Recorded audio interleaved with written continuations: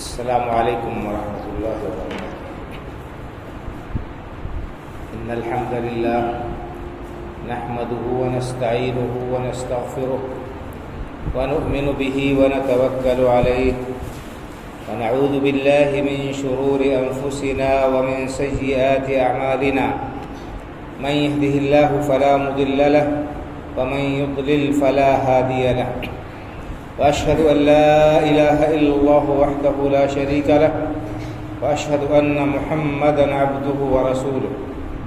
يا أيها الذين آمنوا اتقوا الله حق تقاته ولا تموتن إلا وأنتم مسلمون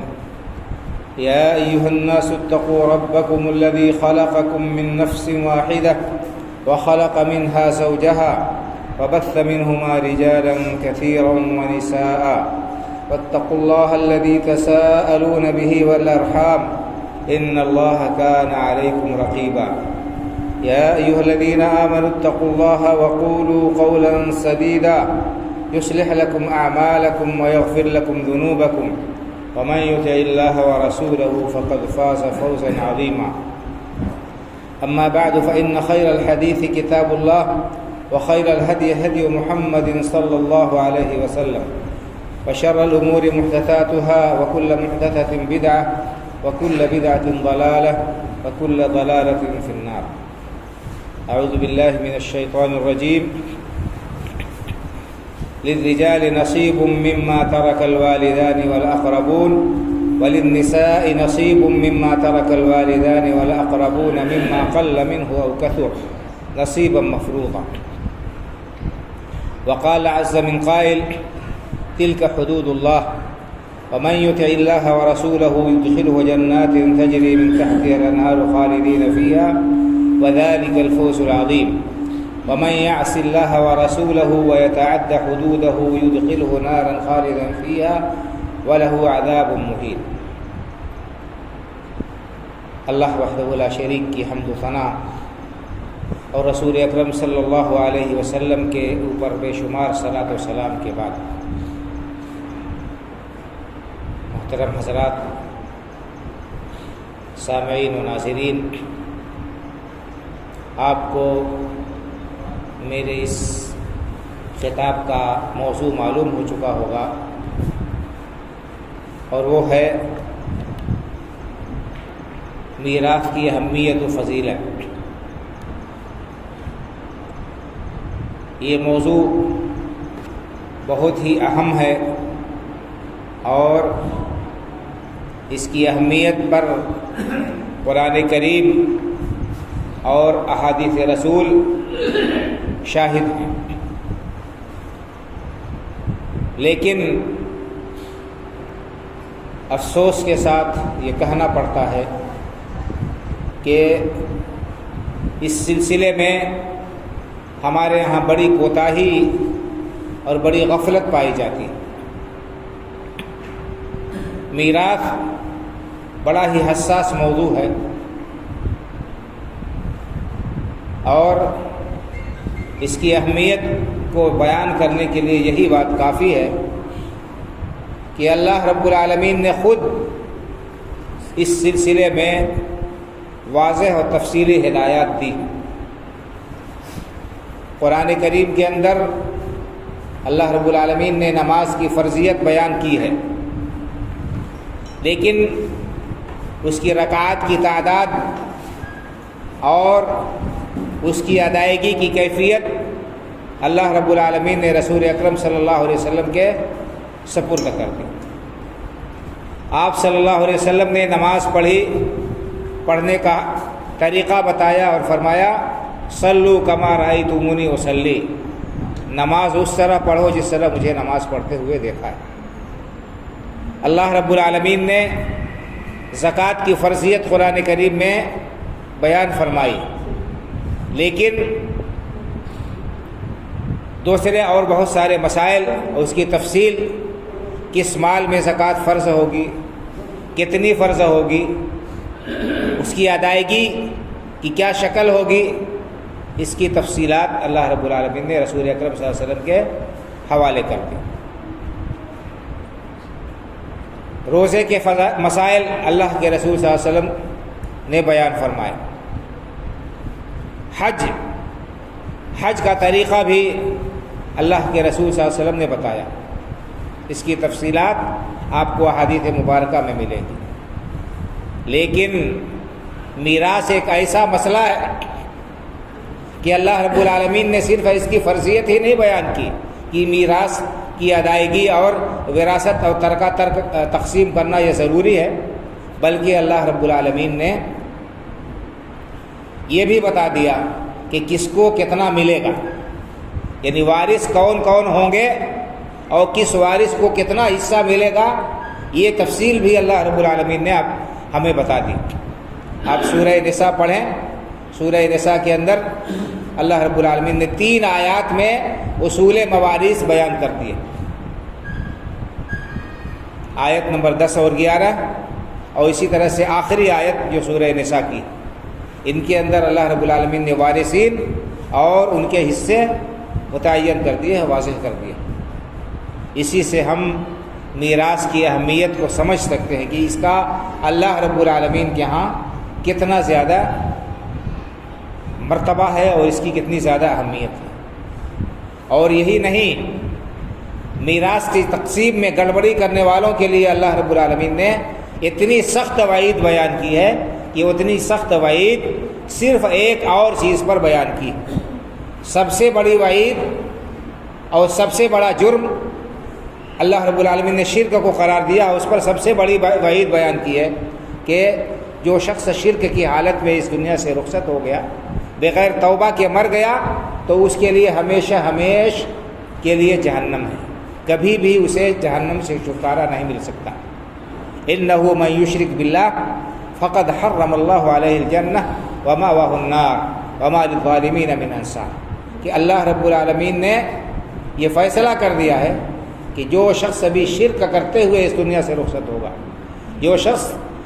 شرک کی حالت میں اس دنیا سے چلا جائے گا بغیر توبہ کے، اللہ نے ایسے شخص کے لیے جنت حرام کر دیا ہے، ایسے شخص کا ٹھکانہ جہنم ہے اور ظالموں کا کوئی مددگار نہیں ہوگا۔ تو سب سے سخت وعید جو آئی ہے وہ شرک کے سلسلے میں آئی ہے۔ اس کے بعد اور بھی دوسرے گناہ ہیں جن کی وعید بیان کی گئی ہے، جن کے اوپر اللہ رب العالمین نے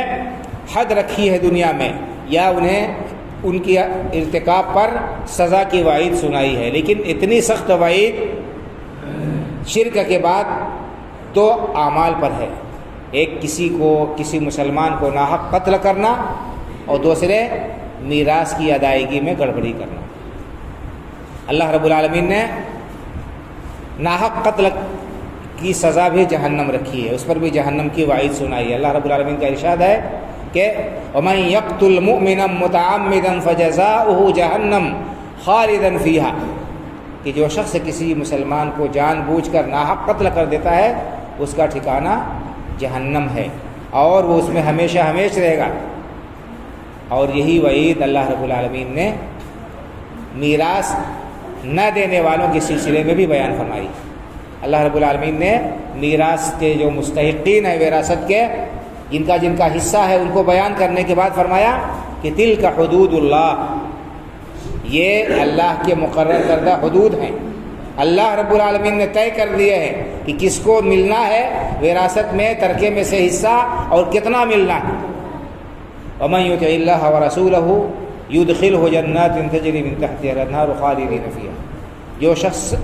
اللہ اس کے رسول کی اطاعت کرے گا، وراثت وارثوں میں صحیح طریقے سے تقسیم کرے گا، جو مستحقین ہیں ان مستحقین کو ادا کرے گا، ایسے شخص کے لیے اور دیگر فرائض کی پابندی کرے گا، ایسے شخص کے لیے اللہ رب العالمین نے جنت تیار کر رکھی ہے۔ ایسے لوگوں کے لیے اللہ رب العالمین نے جنتوں میں ٹھکانہ بنایا ہے۔ یدخلہ جنات تجری من تحتہا الانہار خالدین فیہا، ان جنتوں میں، ان باغوں میں وہ ہمیشہ ہمیش رہیں گے۔ وذالک الفوز العظیم، اور یہی بڑی کامیابی ہے۔ جنت میں داخلہ یہ سب سے بڑی کامیابی ہے انسان کی۔ دنیا میں بالکل ناکام و نامراد رہے، اس کو بھر پیٹ کھانا نہ ملے، اس کے پاس میں سر چھپانے کے لیے چھپر نہ ہو،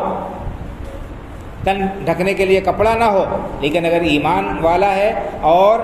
اللہ رب العالمین کے ہاں اسے کامیابی مل گئی تو سب سے بڑا کامیاب وہی انسان ہے۔ دنیا کی ہر نعمت اس کو میسر ہے، لیکن آخرت میں ناکام ہو گیا تو سب سے بڑا ناکام انسان ہوا۔ تو اللہ نے فرمایا کہ جو لوگ اللہ کی حدود کو نافذ کرتے ہیں، اللہ کی حدود کو ادا کرتے ہیں، حقداروں کو ان کا حق دیتے ہیں، اللہ رب العالمین نے ایسے لوگوں کے لیے جنتیں تیار کی ہیں جن میں وہ ہمیشہ ہمیشہ رہیں گے۔ اور جو لوگ حق تلفی کرتے ہیں، حقداروں کو ان کا حق نہیں دیتے ہیں، ان کے لیے سخت ترین وعید بیان فرمائی ہے۔ وَمَن يَعْصِ اللَّهَ وَرَسُولَهُ وَيَتَعَدَّ حُدُودَهُ يُدْخِلْهُ نَارًا خَالِدًا فِيهَا، جو شخص اللہ کے مقرر کردہ حدود کو پھلاک جائے گا، اللہ کی حدود کو توڑ دے گا، ان کی پابندی نہیں کرے گا، اللہ کے حکم کی نافرمانی کرے گا، اللہ تعالیٰ اسے جہنم میں داخل کرے گا۔ یدخلہ نارا خالدا فیہا، جہنم میں داخل کرے گا، ہمیشہ ہمیشہ اس میں جلتا رہے گا۔ وَلَهُ عَذَابٌ مُّهِینٌ، اور ایسے شخص کے لیے رسوا کن عذاب ہے، ایسے شخص کے لیے رسوا کرنے والا، ذلیل کرنے والا عذاب ہے۔ تو شرک کے بعد دو بڑے جرم ہیں جن کی سزا اللہ رب العالمین نے اتنی سخت قرآن کریم میں بیان کی ہے۔ یعنی ایک تو ناحق کسی مسلمان کا خون کر دینا، اس کی سزا اللہ رب العالمین نے بیان فرمائی ہے کہ ایسے شخص کے لیے جہنم ہے اور اللہ کی لعنت اور اس کے غضب کا وہ مستحق ہوگا۔ اور دوسرے وراثت میں گڑبڑی کرنے والوں کے لیے، اور جو وارثین ہیں ان کا حق دبا دینے والوں کے لیے، دبا لینے والوں کے لیے اللہ رب العالمین نے یہ وعید بیان فرمائی۔ اور اس سے پہلے اللہ رب العالمین نے یہ بتا دیا ہے کہ للرجال نصیب مما ترک الوالدان والاقربون وللنساء نصیب مما ترک الوالدان والاقربون مما قل منه او كثر نصیبا مفروضا، کہ ماں باپ جو کچھ بھی چھوڑ کر جاتے ہیں، زمین جائیداد، روپیہ پیسہ، گھر مکان دکان اور بھی کوئی چیز، اس میں مردوں کے لیے بھی حصہ ہے اور عورتوں کے لیے بھی حصہ ہے، تھوڑا ہو یا زیادہ ہو ہر ایک کا حصہ ہے اس میں، مردوں کے لیے بھی ہے اور عورتوں کے لیے بھی، بیٹوں کے لیے بھی ہے، بیٹیوں کے لیے بھی ہے۔ اور نصیب مفروضہ، اللہ کی طرف سے یہ مقررہ حصہ ہے، اللہ کی طرف سے یہ حصہ مقرر کیا ہوا ہے، کسی کو اس میں خرد برد کرنے کا، کمی بیشی کرنے کا کوئی حق نہیں ہے۔ اگر کوئی ایسا کرے گا تو آخر میں اللہ رب العالمین نے یہ وعید سنائی ہے کہ وَمَن يَعْصِ اللَّهَ وَرَسُولَهُ وَيَتَعَدَّ حُدُودَهُ يُدْخِلْهُ نَارًا خَالِدًا فِيهَا۔ اس آیت کریمہ کا شان نزول مفسرین رحمہم اللہ لکھتے ہیں کہ یعنی للرجال نصیب مما ترک الوالدان والاقربون وللنساء نصیب مما ترک الوالدان والاقربون مما قل منه او كثر، اس کا شان نزول بیان کرتے ہیں کہ زمانے جاہلیت میں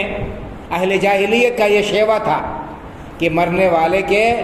جو بڑی اولاد ہوتی تھی، جو بالغ لڑکے ہوتے تھے، جو لڑنے کے قابل ہوتے تھے، صرف انہی کو وراثت میں سے حصہ ملتا تھا، عورتوں اور بچوں کو حصہ نہیں دیا جاتا تھا، ان کا حق دبا لیا جاتا تھا اور ان کو وراثت سے محروم کر دیا جاتا تھا۔ تو اللہ رب العالمین نے یہ حکم نازل کیا کہ نہیں، یہ جائز نہیں ہے، یہ درست نہیں ہے کہ کوئی شخص مرنے والے کے وراثت میں صرف اس کے بڑے اولاد یا جو قابل کمائی ہوں، جو کمائی کے لائق ہوں، وہی صرف حصہ لیں، انہی کا حصہ ہوگا، ایسا نہیں ہے۔ اللہ رب العالمین کا یہ فیصلہ ہے، اللہ نے یہ نظام بنا دیا ہے کہ مردوں اور عورتوں، لڑکوں اور لڑکیوں سب کے لیے مرنے والے کی جائیداد میں، اس کے ترکے میں حصہ ملے گا۔ تو اس سے ہم سمجھ سکتے ہیں کہ میراث کی کتنی زیادہ اہمیت ہے اور شریعت نے اس کی کتنی زیادہ تاکید کی ہے، اور اگر اس کی مخالفت کوئی شخص کرتا ہے تو اس کا کیا انجام ہوگا، کیا حشر ہوگا۔ لیکن افسوس کے ساتھ یہ کہنا پڑتا ہے کہ آج ہمارے معاشرے کے اندر وہی زمانے جاہلیت کا معاملہ لوٹ آیا۔ آج عام طور پر ہم دیکھ رہے ہیں کہ جائیداد کی تقسیم میں بڑی بے اعتدالیاں، بڑی بدعنوانیاں اور بے ایمانیاں ہو رہی ہیں۔ مردوں میں بھی اگر ایک انسان کے کئی بیٹے ہیں تو بہت سارے جگہوں پر یہ دیکھا جاتا ہے کہ جو جس جگہ پر قابض ہوتا ہے یا جو دبنگ ہوتا ہے وہ زیادہ حصہ ہڑپ لیتا ہے اور وہ اپنا قبضہ کر لیتا ہے، جو بھائی کمزور ہوتا ہے اس کا حصہ دبا لیا جاتا ہے، اور بیٹیوں کو اور بہنوں کو تو تقریباً بالکل نظر انداز ہی کر دیا جاتا ہے، الا ماشاء اللہ بہت ہی کم جگہوں پر ایسا ہوتا ہے جہاں پر بہنوں اور بیٹیوں کو جائیداد میں ان کا جو حق ہے جو اللہ رب العالمین نے مقرر کیا ہے اسے دیا جائے۔ تو یہ بہت بڑی کمزوری ہے اور بہت ہی خطرناک یہ عمل ہے، اس سے انسان کو بچنا لازمی اور ضروری ہے، اس سے انسان کو بچنا لازمی اور ضروری ہے۔ اور اس سلسلے میں ہمارے لیے ضروری ہے کہ ہم علماء سے رجوع کریں اور جن کا جو حق ہے وہ ہم ان کو دے دیں، ادا کر دیں۔ عام طور پر یہ برا سمجھا جاتا ہے کہ کوئی کسی کا حق مار لے، کسی کا حق غصب کر لے تو اسے برا سمجھا جاتا ہے اور اس کو لوگ مطعون کرتے ہیں، لیکن بہنوں اور بیٹیوں کا حق اور ان کا حصہ ڈکار جانا یہ اس کو کوئی برا نہیں سمجھتا ہے۔ ایک عام ماحول اور چلن ہو گیا ہے کہ بہنوں اور بیٹیوں کو حق نہ دیا جائے، وہ سمجھتے ہیں کہ انہوں نے معاف کر دیا یا ان سے معاف کرا لیا جاتا ہے۔ اس طرح سے بھائیوں اور بزرگوں جبر کے ذریعے سے یا ان کے اوپر دباؤ بنا کر یا ایسا ماحول بنا کر کہ وہ مجبور ہو جائیں اپنا حصہ چھوڑنے پر، یہ طریقہ اور یہ طرز عمل جو معاشرے کے اندر رائج ہے یہ انتہائی غلط ہے اور انتہائی خطرناک ہے۔ اس سے احتراز اور اس سے پرہیز لازمی اور ضروری ہے۔ اگر ہم نے کسی بھی بہن کا، بیٹی کا حق دبا لیا تو ہم بہت بڑے ظالم ہوں گے، اللہ رب العالمین کے ہاں اس پر ہمارا مواخذہ ہوگا، ہماری گرفت ہوگی، اور اللہ رب العالمین اس وقت تک معاف نہیں کرے گا جب تک کہ بندہ اپنے حق کو معاف نہ کر دے اور اپنے حق سے دستبرداری اختیار نہ کر لے۔ اس لیے اس سلسلے میں کسی قسم کی کوتاہی نہیں ہونی چاہیے، کسی قسم کی لاپرواہی نہیں ہونی چاہیے، اور پورا حق اور حصہ جو ہے وہ دونوں لوگوں کو دینا چاہیے۔ یہ پورا ایک میراث، پورا ایک علم ہے، اور اس کے سلسلے میں پوری کتابیں آپ کو ملے گی، اور پورا فن ہے جو پڑھایا جاتا ہے، پورے سال اس کو پڑھایا جاتا ہے۔ اس کے مسائل بڑے دقیق ہیں اور بہت ہی اہم ہیں، باریکیاں اس کے اندر پائی جاتی ہیں۔ یہاں پر ان مسائل کو بیان کرنے کا نہ مقام ہے، نہ گنجائش ہے، نہ ضرورت ہے۔ بس مقصد صرف یہ تھا کہ ہم اس وراثت کی، میراث کی اہمیت کو آپ کے سامنے واضح کریں قرآن کریم اور احادیث مبارکہ کی روشنی میں کہ یہ کتنا اہم معاملہ ہے، اور اس سلسلے میں غفلت اور کوتاہی ہم کو کہاں تک پہنچانے والی ہے۔ اللہ رب العالمین کے غضب اور اس کے عذاب کا انسان مستحق ہو سکتا ہے اگر اس نے حصہ کسی کا دبا لیا، کسی کا حق اس نے ہڑپ کر لیا۔ اللہ کے رسول صلی اللہ علیہ وسلم نے اس سلسلے میں بہت ساری حدیثیں بیان فرمائی ہیں۔ آپ نے یہ فرما دیا ہے کہ جس نے ایک بالشت بھی کسی کی زمین غصب کر لی، کسی کی ایک بالشت زمین بھی کسی نے ہڑپ لی، دبا لیا، تو قیامت کے دن اس کے گلے میں 7 زمینوں کا طوق ڈالا جائے گا۔ آج ہم بڑی آسانی سے لوگوں کے حقوق غصب کر لیتے ہیں، دبا لیتے ہیں اور ڈکار تک نہیں لیتے ہیں، اور ہم سمجھتے ہیں کہ ہمارا کوئی بگاڑنے والا نہیں ہے۔ یہ ہماری بہت بڑی بھول ہے بھائی اور بزرگوں۔ آج دنیا میں اگر ہم اپنے طاقت کے بل بوتے یا اپنے اثر و رسوخ کی بنیاد پر بچ جائیں اور کسی کو اس کا حق نہ دیں تو ہمیں کل قیامت کے دن کوئی بچانے والا نہیں ہوگا۔ جب حقدار ہمارا گریبان تھامیں گے، جب ہمارا گریبان پکڑیں گے اللہ رب العالمین کے ہاں، ہم سے اپنا حق مانگیں گے تو ہم کہاں سے کیا لائیں گے؟ اللہ کے رسول صلی اللہ علیہ وسلم نے ارشاد فرمایا اتقوا الظلم فإن الظلم ظلمات یوم القیامہ، لوگوں ظلم سے بچو، ظلم سے احتراز و پرہیز کرو، کیونکہ یہ ظلم قیامت کے دن تاریکیوں کا سبب ہوگا۔ اس ظلم کی وجہ سے انسان جو ہے وہ اندھیرے میں رہے گا، تاریکیوں میں رہے گا۔ اسی طرح سے اللہ کے رسول صلی اللہ علیہ وسلم نے اپنی امت کے مفلس ترین شخص کا حال بیان کیا۔ آپ نے پوچھا صحابہ کرام رضی اللہ تعالیٰ عنہ اجمعین سے اتدرون ما المفلس، صحابہ کرام آپ کو معلوم ہے کہ حقیقی محتاج کون ہے؟ محتاج کون ہے تمہیں پتہ ہے؟ قالوا المفلس فینا من لا درہم لہ ولا متاع، لوگوں نے کہا ہے اللہ کے رسول مفلس تو ہم اسی شخص کو جانتے ہیں جس کے پاس میں روپیہ پیسہ نہ ہو، جس کے پاس میں زمین جائیداد نہ ہو، وہی مفلس ہے۔ قال ان المفلس من امتی یأتی یوم القیامہ بکثیر صلاۃ وصوم وصدقۃ ویأتی وقد شتم هذا وضرب هذا وسفك دم هذا وضرب هذا واكل مال هذا فيعطى هذا من حسناته ويعطى هذا من حسناته۔ کہ آپ نے فرمایا کہ حقیقی مفلس کون ہے؟ جو دنیا میں بڑی نیکیاں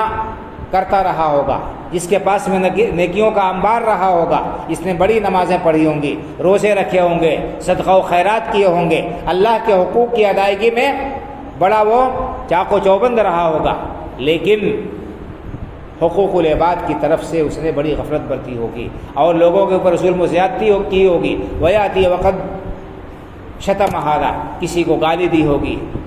ضرب ہذا، کسی کو تماشا مارا ہوگا، وسفک دم ہذا، کسی کا خون بہایا ہوگا، اور کسی کو واکل مال ہذا، کسی کا مال اس نے ہڑپ لیا ہوگا، کسی کا حق اس نے غصب کر لیا ہوگا، تو کیا ہوگا؟ تو ایسی صورت میں یعطی ھذا من حسناتہ وھذا من حسناتہ، ہر شخص کو اس کا جو حق ہے، اس نے جتنا ظلم کیا ہے اس کی نیکیوں سے ان کو بدلہ دیا جاتا رہے گا۔ یہ بڑے جو متقی و پرہیزگار دنیا میں تھے اور بڑی عبادتیں انہوں نے کی تھیں، بڑا اعمال، بڑے اچھے اچھے اعمال جمع کیے تھے، قیامت کے دن آئیں گے ان کی ساری نیکیاں مظلوموں میں تقسیم کر دی جائیں گی، یہاں تک کہ ساری نیکیاں ختم ہو جائیں گی، لوگوں کے حقوق باقی رہ جائیں گے، لوگوں کے حقوق باقی رہ جائیں گے۔ تو فَيُؤْخَذُ مِن سَيِّئَاتِهِمْ فَطُرِحَتْ عَلَيْهِ، لوگوں کے گناہ لے کر اس کے اوپر لاد دیے جائیں گے، ثُمَّ طُرِحَ فِي النَّارِ، پھر وہ جہنم میں اسے دھکیل دیا جائے گا، جہنم میں جھونک دیا جائے گا۔ تو لوگوں کا حق مارنے کا یہ انجام اور یہ حشر ہوگا قیامت میں کہ ایسے شخص کو جہنم میں ڈال دیا جائے گا۔ تو اگر ہم کسی کا حق مارتے ہیں اور بہنوں بیٹیوں کا حصہ نہیں دیتے ہیں، یا اپنے بھائیوں کا، دوسرے رشتہ داروں کا جو حصہ ہے اس کو دبا لیتے ہیں، تو ہمیں چوکنا ہو جانا چاہیے اور ہوشیار ہو جانا چاہیے، اسی دنیا میں لوگوں کے حقوق کو واپس کر دیں تاکہ کل قیامت کے دن ہمیں پچھتانا نہ پڑے، افسوس نہ کرنا پڑے، ہائے وائے نہ کرنا پڑے۔ اس دن ہائے وائے کرنے سے کوئی فائدہ نہیں ہوگا، اس دن انسان کا اعمال نامہ جب خالی ہو جائے گا اس وقت اس کو بچانے والا کوئی نہیں ہوگا۔ تو آج اس دنیا میں ہم اگر کسی کا حق دبا کر، کسی کا حق مار کر عیش و عشرت کے ساتھ رہ رہے ہیں تو ہم اپنے لیے جہنم اور اپنے لیے ہم ہلاکت کا گڈھا تیار کر رہے ہیں۔ تو ہوشیار ہو جانا چاہیے اور لوگوں کے حقوق کو، خاص طور سے جو وراثت میں جو حقدار ہیں، ہمارے رشتہ دار، خاص طور سے عورتیں جو مظلوم ہیں، جو اپنے جو ہے میکے والوں کے دباؤ میں یا کسی اور دباؤ میں اپنے حق کو مانگ نہیں سکتی ہیں، مانگ نہیں پاتی ہیں، حالانکہ ان کی خواہش ہوتی ہے اور وہ بالکل چاہتی ہیں کہ انہیں ان کا حق ملے، نہیں دیتے ہیں، ان کو اپنے گریبان میں جھانک کر دیکھنا چاہیے اور اپنی اصلاح کرنی چاہیے، اور لوگوں کے حقوق سے انسان کو دامن کش ہو جانا چاہیے۔ بہت سارے لوگ ایسے ہیں جو حیلہ حوالی کے ذریعے سے کسی کا حق لکھوا لیتے ہیں یا ان سے کچھ کہلوا لیتے ہیں دھوکے میں۔ تو اس طرح سے دھوکے سے اور کسی کی رضامندی کے بغیر اس کا حق لے لینا، یہ اس چیز ان کے لیے کسی صورت میں جائز نہیں ہے، اور یہ بھی ان کے گردن کے لیے طوق بنے گا۔ اللہ کے رسول صلی اللہ علیہ وسلم نے یہ بات بیان فرما دی ہے کہ تم لوگ میرے پاس اپنے مسائل لے کر آتے ہو، میرے پاس اپنے مسائل لے کر آتے ہو۔ بعض لوگ بڑے چرب زبان ہوتے ہیں، بہت زبان کے تیز ہوتے ہیں، وہ ناحق کو حق ثابت کر لے جاتے ہیں۔ حقدار جو ہوتا ہے وہ بیچارہ نہیں بول پاتا ہے، اپنے مدعا اور معافی ضمیر کی ادائیگی نہیں کر پاتا ہے۔ دوسرا آدمی چیٹر ہوتا ہے اور وہ چرب زبان ہوتا ہے، وہ ناحق کو حق ثابت کر لیتا ہے، واضح کر دیتا ہے، اور میں سن کر لوگوں کے بیان کے مطابق فیصلہ کرتا ہوں۔ تو اگر میں کسی کے بھائی کے حق کا فیصلہ اس کے حق میں کر دوں، اگر میں کسی کے بھائی کے حق کا فیصلہ اس کے سلسلے میں اس کے حق میں کر دوں،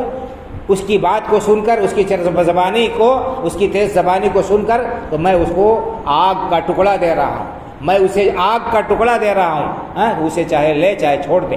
یعنی اگر اللہ کے رسول صلی اللہ علیہ وسلم بھی کسی کو دوسرے کا حق دے دیں، وہ جو ہے عدالت سے ڈگری لے لے ناحق کو حق ثابت کر کے، تو وہ چیز اس کے لیے حلال نہیں ہوگی۔ آج یہ بھی چل رہا ہے معاشرے میں کہ لوگ ہیلے بہانوں سے کسی سے کوئی بات لکھوا لیتے ہیں اور یہ سمجھتے ہیں کہ ہماری تو رجسٹری ہو گئی، ہمارے نام تو زمین اور جائیداد ہو گئی، ہم نے ابا سے وراثت لکھوا لیا، جو ہے وصیت لکھوا لی، ہم نے فلاں کام کر لیا، ہم نے ہبہ کرا لیا۔ اس طرح سے اگر کوئی شخص ہیلا حوالی کر کے جائیداد ہتھیاتا ہے تو یہ بھی اس کے لیے جائز نہیں ہوگی، اور اس کے لیے اس کا استعمال کسی بھی صورت میں حلال نہیں ہو سکتا ہے، اور وہ شخص اپنے لیے ہلاکت خرید رہا ہے، ہلاکت مول لے رہا ہے۔ تو اس چیز کا پاس و لحاظ ہمیں رکھنا چاہیے۔ اللہ رب العالمین نے جہاں وارثوں کے حقوق رکھے ہیں اور جو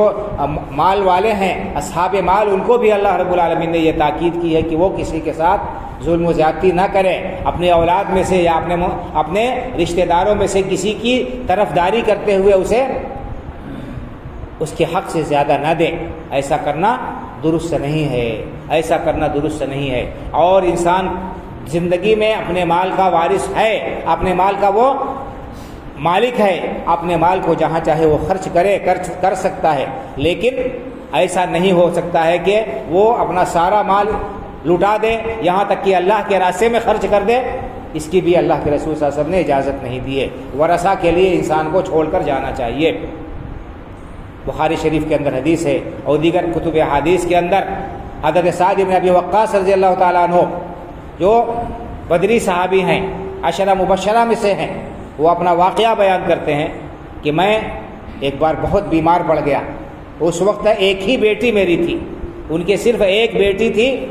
اور مال زیادہ تھا۔ تو اللہ کے رسول صلی اللہ علیہ وسلم سے انہوں نے مشورہ کیا، کہا کہ اللہ کے رسول صلی اللہ علیہ وسلم میرے پاس ایک ہی بیٹی ہے اور میرے پاس میں مال ہے، کیا میں اپنا سارا مال اللہ کے راستے میں خرچ کر دوں؟ آپ نے فرمایا کہ نہیں۔ تو انہوں نے کہا کہ ایک آدھا؟ تو آپ نے کہا نہیں۔ اور پھر کہا کہ اچھا ایک تہائی؟ تو آپ نے فرمایا کہ ہاں ایک تہائی مال تک اللہ کے راستے میں دے سکتے ہو، اس کے لیے اس وصیت کر سکتے ہو ایک تہائی کی۔ والثلث کثیر، ایک تہائی بھی بہت زیادہ ہے۔ اس کے بعد آپ نے فرمایا کہ ان ترک ورثتک اغنیاء خیر لک من ان تترکہم عالۃ یتکففون الناس، کہ اپنے ورثہ کو، اپنے بعد اپنے جانشینوں کو، اپنے اولاد کو مالدار چھوڑ کر مرو، اس دنیا سے رخصت ہو، یہ اس بات سے بہتر ہے کہ تم سارا مال خرچ کر دو اور تمہاری اولاد تمہارے بعد محتاج ہو جائے اور لوگوں کے سامنے دس سے سوال دراز کرنے پر مجبور ہو جائے۔ یہ صحیح نہیں ہے، اللہ کے رسول صلی اللہ علیہ وسلم نے اس کی اجازت نہیں دی۔ تو جو شخص مال کا مالک ہے اور وہ اصل مالک ہے، اس کے لیے یہ اجازت نہیں ہے کہ وہ ایک تہائی سے زیادہ مال کو کسی کے حق میں جو ہے اس کی وصیت کرے یا اللہ کے راستے میں خرچ کرے۔ اس کی بھی اجازت نہیں ہے، شریعت نے اس کی اجازت نہیں دی۔ زیادہ سے زیادہ ایک تہائی مال تک کی وراثت وہ وصیت کر سکتا ہے۔ تو یہ چند مسائل ہیں جو میں نے آپ کے سامنے اختصار کے ساتھ بیان کیے، چونکہ وقت کم ہے اور دیگر علماء کرام موجود ہیں، لیکن اصل موضوع کی طرف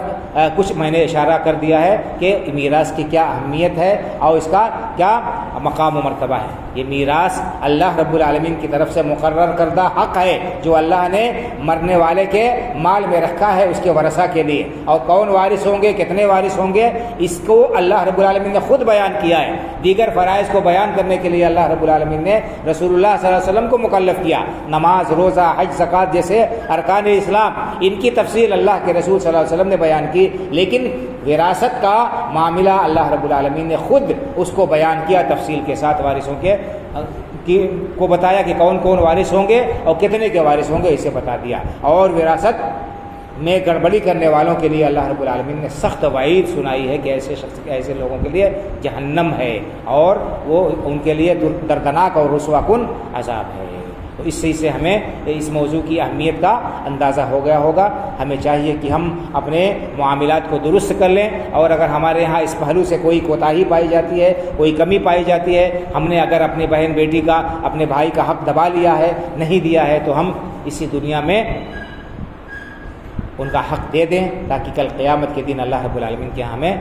رسوائی کا سامنا نہ کرنا پڑے اور اس دن ہمیں پچھتانا نہ پڑے۔ اللہ رب العالمین ہمیں حق بات کو کہنے کی، قبول کرنے کی، اس پر عمل کرنے کی توفیق عطا فرمائے۔ اللہ رب العالمین ایک دوسرے کے حقوق کو پہچاننے کی، اس کو ادا کرنے کی توفیق عطا فرمائے۔ دنیا اور آخرت میں اللہ رب العالمین اپنی رحمت اور فضل و کرم کے سائے میں رکھے، اور آخرت کے عذاب اور رسوائی سے ہمیں اپنی پناہ اور حفاظت میں رکھے، آمین۔ اقول قولی ھذا واستغفر اللہ لی ولکم ولسائر المسلمین فاستغفروہ من کل ذنب انہ هو الغفور الرحیم، وصلی اللہ علی نبینا محمد وعلى آلہ وصحبہ اجمعین۔ السلام علیکم ورحمۃ اللہ وبرکاتہ۔